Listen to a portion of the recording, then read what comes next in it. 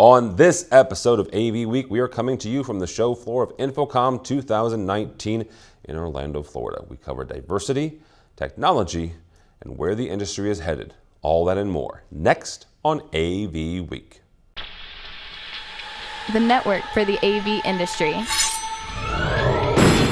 What are you listening to? This is AV. This is AVNation. This is AVNation. This is AV Week, episode 408, recorded Friday, June 14th, 2019. Live from InfoComm 2019, Part 1. Support for AVNation is brought to you by BIAMP, and by FSR, and by HD Base T. This is AV Week, your weekly wrap-up of audio-visual news and information. My name is Tim Albright. I am your host. If you are watching the video, you can clearly see that behind me is the show floor of InfoComm 2019. If you're not and you're listening to this, the audio is slightly different. We're coming to you from InfoComm 2019, Friday edition. If you've listened to these in the past, this will be a round-robin cavalcade of characters and personalities. With me, first and foremost, our host for this week, Mr. Dave Labuska, CEO of AVIXA. Thank you, sir. Thank you for having me. Thank you. And also with us is Mr. Mike Blackman from the ISE Integrated Systems Europe show. Hey, Mike. Good to meet you. You too, Dave. Sorry, what did you do? These two are going to be an interesting couple. So, not for nothing, but the reason we have Mike on every year, technically Mike works for AVIXA because AVIXA is 50% owner. He is my boss. Is it that this year? He's your boss this year? As of tomorrow, as of the 1st of July. Okay. 1st of July. So he's not your boss yet? I still got a couple of days. Okay, let's make the most of it. Dave, let's start with you. This year, again, AVIXA, the InfoComm show bounces between Orlando and Vegas every other year. This year felt like a little bit of an addition to last year. And it's felt like that since the recession. Somebody made the comment to me on the show floor this week. Isn't Orlando always usually a lighter year?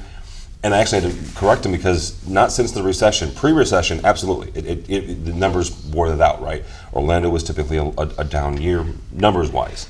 I'm not going to ask you the numbers. We're not there yet. We're recording this at 2 o'clock Eastern on Friday.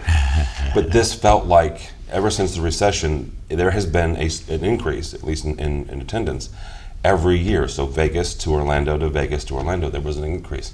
Did it feel like that to you? Did it feel like, not just a little bit busier, but a little bit more energetic, year over year? Absolutely. This show this year, from the outset, with a VJ that is mixing video and audio and pumping up the floor. You just stand there and watch people dancing into the trade show floor, and dancing out, which is probably more a sign of the energy. If after you've spent 8 hours on a trade show floor and you're dancing on your way out the door, the energy is across the attendees, the exhibitors, our partners, everybody I've talked to talks about it. Dave, I'm not sure what's going on. The place just feels alive. Yeah. The exhibitors are, I just was at an exhibitor's office and they felt like they have about double the leads they had last year. It's a great show. It's easy to measure a show by numbers, and it's impossible to measure a show by energy, but you can feel a show by energy. And nobody's leaving this show without remembering it. They all felt it. I will give you, I stopped by an exhibitor on the way back up here to the studio. They told me they have tripled. Look at that. So, not to one up you, but. No, listen, I'm looking for the one that quadrupled. Yeah, let's find them. Mike, you come to this show every year. The one thing I find fascinating, as we've been doing this and as AVNation has been covering both ISE and InfoComm, are the number of attendees that are not in country, I guess is the best way to put this. So as we've covered ISE, the number of North American visitors that you have seems to increase every year. Absolutely. And at this show, the number of non-North Americans seem to increase this year, every year. What do you attribute that to? Actually, I attribute it to the fact that as we're growing as an organization internationally, that people are actually being more aware of all the other shows. Now, the year before last, I was walking the floor, and then I saw some guys, and that evening I saw them in the elevator in my hotel. And they were Americans, and I just assumed they were exhibitors or potential exhibitors walking the floor. I got talking with them, and they said, "We're integrators."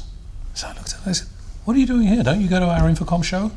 They said, "Yeah, but this industry is moving so fast. If we want to keep ahead, we need to go. We need to be here at ISE, or they'll need to be at InfoComm US or InfoComm in China." So I think it's the fact that this market is moving so fast and developing so quickly. Those people who want to keep ahead are going to all the shows. I don't have the numbers, but my feeling for the people I'm seeing on the show floor that I know from Europe is there are more Europeans and more international people here. That's just my feel at the moment. Well, mine as well. We, Matt Scott and I went to the AV Magazine get together last night. AV Magazine is a great publication out of the UK. You know, they had, I would say, probably 50% more attendees to their, you know, again, that's not a great metric, but it is a metric where you can look at the get together of the folks that are from Europe, connected to them already, and they're here at the show and they're hanging out with them. And I think that's the other thing as well. I've seen more European exhibitors here, and obviously they draw some of their partners as well. Yeah. We have key exhibitors and partners from ISE who bring groups here. Dave and I do a welcome every year to 2 German groups, and there are groups from other countries as well coming in. So yes, there is more coming in. I believe it's the fact that the group is growing more international. Right. So let's build on that for a second, if you don't mind. I'm going to actually use that to sort of segue to the overall diversity of the show attendance. I mean, almost all the time you'll hear one of us make some comment about, well, you come to the show in order to see the future of the industry, right? And usually when we make that statement, we're talking about what the exhibitors are bringing out, what type of solutions there are that are being introduced to the industry. But this year, what I want to really use that phrase, the future of the industry, about is the fact that we don't have the solid demographic, but about 40% of the people here are under the age of 40. Wow. And that may not, well, to my sons, that sounds like, okay, so you still have a whole bunch of old people here. But that's a significant shift in the demographic, and I think it showed. I did actually hear that from a number of people. We've got a younger crowd here. From a gender diversity perspective, we had a women's of AVWeek breakfast yesterday morning that we had to bring in more tables and chairs to, because we had set the room for a couple hundred, and there were more people that came to that breakfast than ever before. Wow. This afternoon at 1 o'clock, we had a diversity reception at the AVWeek booth, and we had probably 100 people there celebrating the diversity of our industry. The types of people that are coming to this show are actually and I almost forgot to mention the AV Career Day program that we have, where we've got college students in from around the country that went through not just walk the floors and go, wow. They walked the floors, but they went through tailored educational programs. They're spending time in workforce development seminars. Yes, it is the future of the industry from a technology perspective, but I think far more important for the future of our industry is the diversity of the people that we brought. Yeah, I'm going to attribute this to a friend of ours, Heather Zadorowicz. She's an integrator out of Buffalo, and she tweeted something this morning in relation to diversity. She said, this is the first time at InfoComm she's ever had to wait in line at the women's room.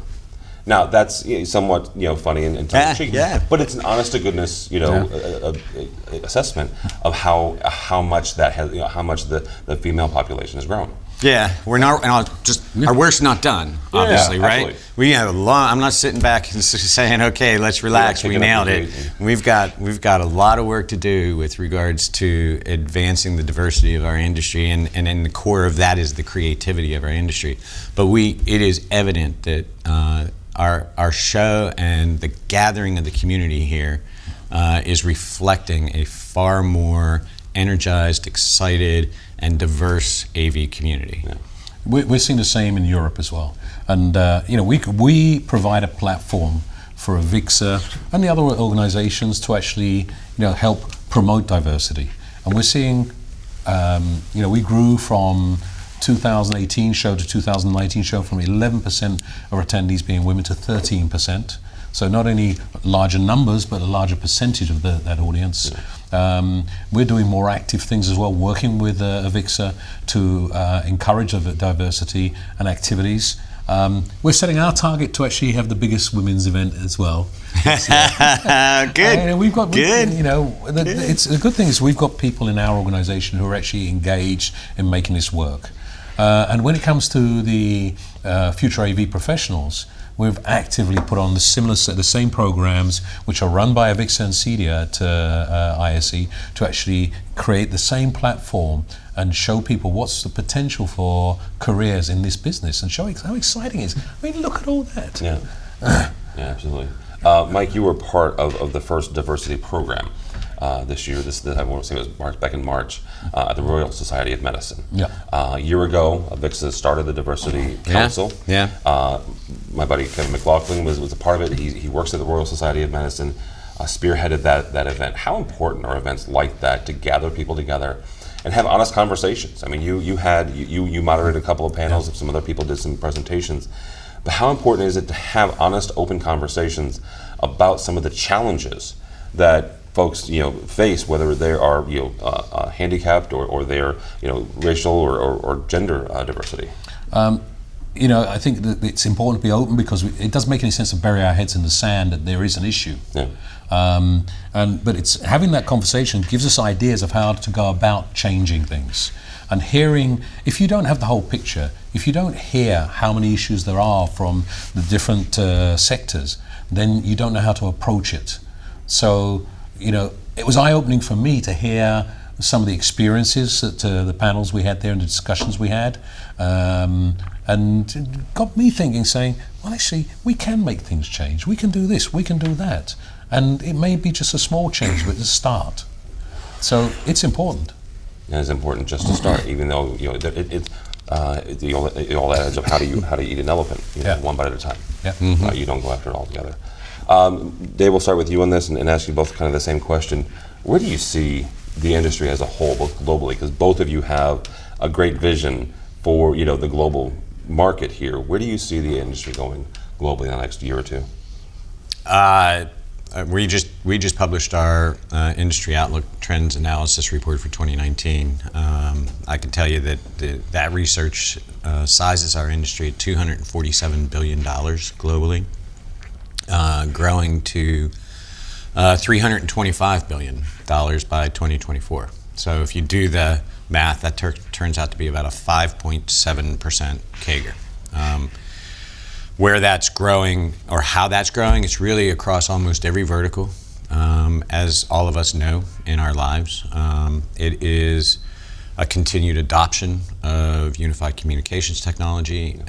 At the core of it, the world is becoming a more and more connected place, and virtually, no pun intended, every one of those connections is dependent upon one of our members. Yeah, Mike? Just touching on what Dave says, people ask me sometimes, what do you do? And I try to explain, and I said, we touch everything. Yeah. It doesn't matter which sector, everyone's starting to use AV. And so it encourages me to actually say, well, this is the potential for our shows and the organization to grow and expand. So looking at corporate, I think that's the biggest sector where it's going, retail, hospitality. We're actually reflecting that in some of the ideas we're putting forward to actually help promote to those people. A lot of people who are we don't see as directly in the industry, but affected by it, that we need to bring to our events or bring into the association. But we need to make ourselves aware to them, or make ourselves aware to their sectors. So I think I'm in the best place. Yeah, absolutely. One more year in Amsterdam for ISE. Anything new, exciting, or obviously you guys have something new every year. Yeah. Anything you can talk about now, sitting right here in June? I think lots of things. You're going to see. Our goal is to leave Amsterdam with a bang. Yeah. We want to show this is the best show ever when we go away from there. And we have the commitment from the RAI that they will do their best to make sure that we go out on a very high note. We're working at the moment with the government of Catalonia, with the mayor of Barcelona, with the Madrid government of Spain as well, to bring in groups from Spain. So we said, okay, let's start the ball rolling. Let's tell the Spanish community what ISE is about, so that when they go back and do this word of mouth, so when we come there in 21, have an even bigger crowd coming in. So we've got some nice ideas for a closing ceremony. We're going to have an interesting keynote to open up as well. We're going to launch a couple of new conferences. We have control rooms. We launched last year our hospitality conference, digital cinema, and we have some other ideas, working very closely with the associations to create that content. And lots more that we'll be able to tell you about in the next couple of months. All right, very good. Mr. Dave Labuscus from AVIXA, thank you, sir. You're welcome. How do people get a hold of you or AVIXA if they're They can email me at dlabuscus@avixa.org, or they can tweet and follow me at David Labuscus. All right, very good. Mr. Blackman, thank you, sir. Thank you. How do people get a hold of you or ISE? So I'm at mblackman@iseurope.org, or you can also tweet me at ISE_Mike. All right, very good. Yeah. All right, part 2 of this special edition of InfoComm 2019 has me joined by a very distinguished panel here. First and foremost, stop looking, John. John Ivey from Atlas IED. Welcome, sir. Thank you, sir. Absolutely. Glad to be here. Mr. Brock McGinnis from Westbury National. Afternoon, Tim. Afternoon, sir. Whose team, we're recording this on Friday, his team won their very first championship, the NBA champion Toronto Raptors. We the North. We the North. And last but not least, Mr. Jimmy Caldera, whose Blackhawks was nowhere near the NHL playoffs. That's a true statement. Yeah. How are you, sir? I'm good. Good. Actually, Jeremy, we'll start with you on this. Sure. InfoComm is a big week, big show. You've been here since last Saturday teaching courses. So you can give me education, you can give me the whiz-bangs, gazintas and gazautas. What wowed you this week? What wowed me is just a variety of different things, which ironically much was not tech-wise, right?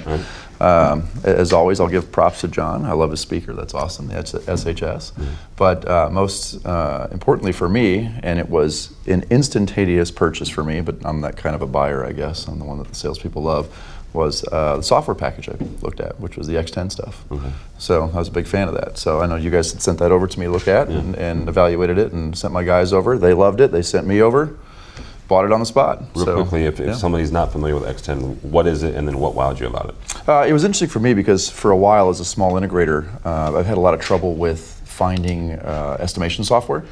And I've been looking for that for a long time, and they can be incredibly expensive. I mean, tens of thousands of dollars in some regards. So that's primarily what I had been looking for. But then when I saw that I can do that with the software, as well as tie in on my pricing, as well as do proposals, cut sheet submittals, and then the fact that it does line drawings and rack elevations, and I'm interested to see what the accuracy is. I'm sure it's going to be good. I'm sure that it's going to need some tweaking. You know what I mean? Everything's going to have a little bit of change here and there with just the way design works. But I think if it gets you to that 90% point, then it's paid for itself in my mind. So, all right, Mr. McGinnis, anything? What hit you this week? We geeked out over a number of things. Things that make our job as integrators easier. Chief's column mount for TVs has been something we've been waiting for a decade. We've kludged things together for a long time. And so that was a great product. I really liked what FSR has done with their new FloorTrack product. It's easy to order, easy to spec, unlike dealing with an electrical wholesaler and all of that stuff. Or cordialing for that. Yes, loved how some of the manufacturers have stepped up their demo games, both more entertaining and less about specs and more about applications.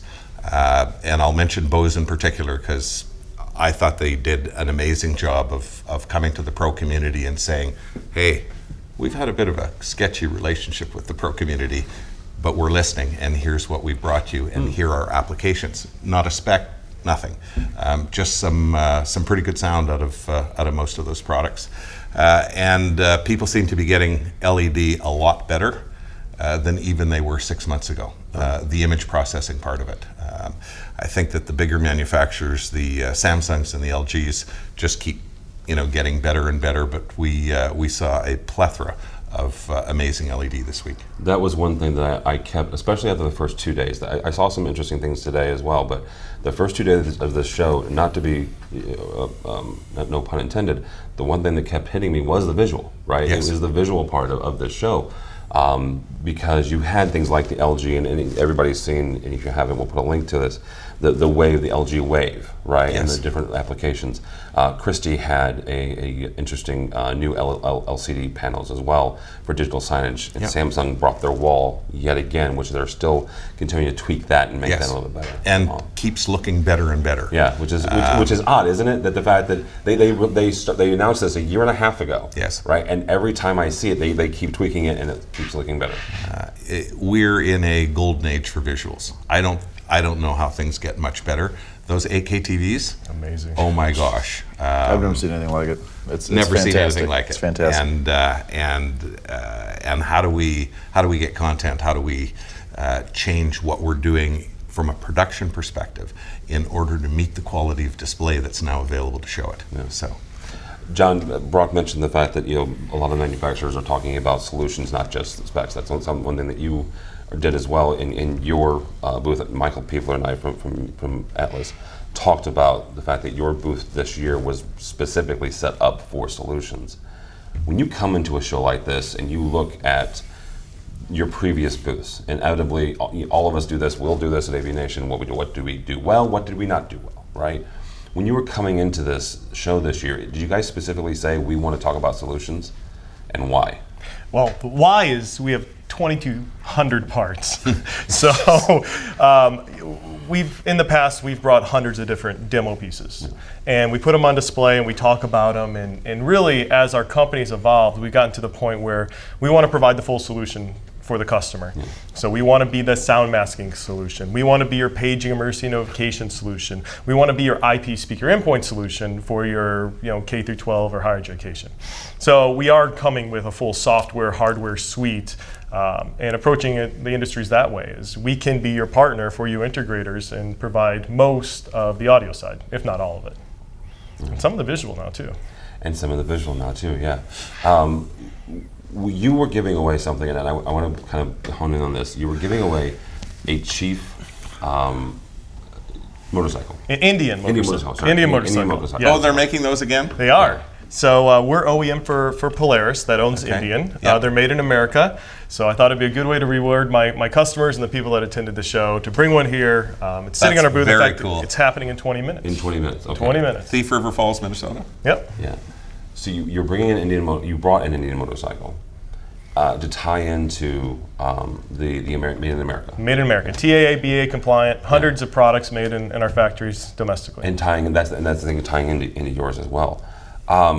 When you talk to customers, is that becoming more important, less important, or is it about the same? Oh, it's way more important because of tariffs. Yeah. So we have customers that have come to me at the show and said, John, we have bid your products out 3 months, 6 months, 2 years on a large airport project. What are we going to do about the tariffs? Right. And so we have domestic products, so U.S. steel made here, here being Texas or Illinois or Kentucky, products that can substitute in if they had specified something else.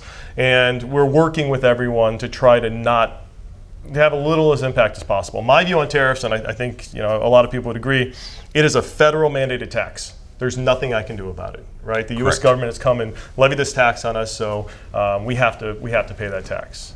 And unfortunately, it gets passed on to the end user, one way or the other. It has to. It has to. It has to. So it's not the manufacturerer's fault. Yep. It's not the integrator's fault.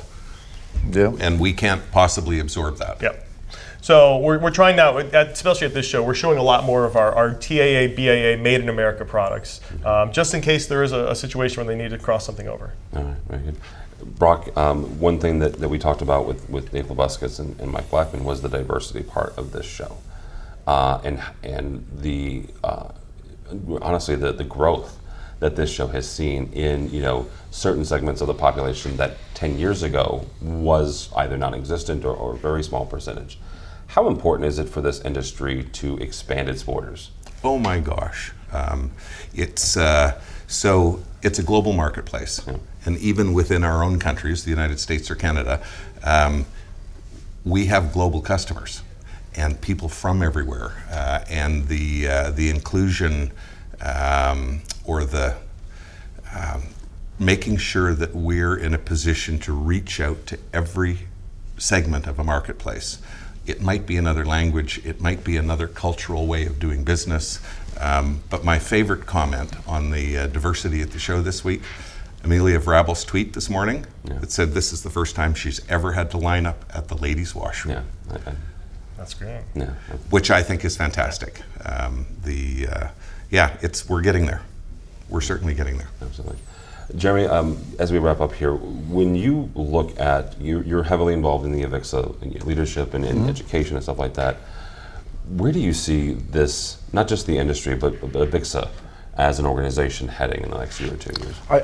I see more global expansion. Okay. I mean, we've got great representation within the United States. Everybody knows the brand, everybody knows the education, but now we're going to start seeing more and more. I know on the CTS side, they're working on language translations for the CTS exam, as well as a lot of the courses. So that's only going to get better and better, and I think just that expansion and that global reach is what's going to really grow the most, I think. All right, very good. Mr. John Ivey from Atlas ID, thank you, sir. Thank you. How do people get a hold of you or Atlas? Well, I don't want them to get a hold of me, but they can get a hold of Atlas by. It's difficult to get a hold of I you. want them to just for talk the to record. Gina now. She is there a you go. Much prettier, Or Peter. better looking. Yeah, she's just better at my job than I am. And we would prefer to. Yeah, right. Everyone would prefer to talk to Gina. But it's atlasIED.com and Atlas IED at Twitter and Facebook and things. Oh, and by the way, I second. The coolest thing I saw at the show was X10. Yeah. And they won 2 awards at the show. Yeah, So, heard that. and all of that goes to AVIXA standards. So when I Right. saw it, I was very happy to see that that whole industry is evolving. Yeah, and I'd given them some suggestions too on even how to change, and they were very receptive to it. So that's what I really liked about them as well. So. All right. Very good. Mr. McInnes, how do you get a hold of you? I'm at westbury.com in Toronto and at Brock McGinnis on Twitter, or just phone. Jeremy, how do people get a hold of you? iastechnology.net or Jeremy_Caldera on Twitter. All right, very good. For me, for Tim Albright, don't follow me. I'm still celebrating the Blues Stanley Cup victory.